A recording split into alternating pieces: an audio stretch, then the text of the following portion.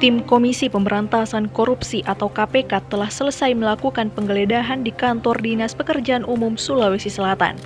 Diketahui tim KPK menggeledah kantor tersebut selama 6 jam.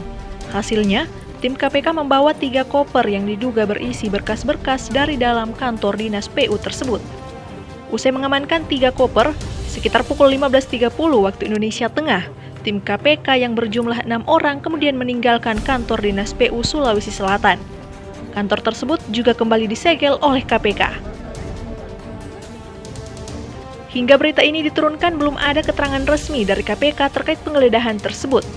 Namun, penggeledahan itu diduga kuat terkait dengan tersangkanya Gubernur Sulawesi Selatan Nurdin Abdullah dan 2 orang lainnya dalam kasus dugaan gratifikasi.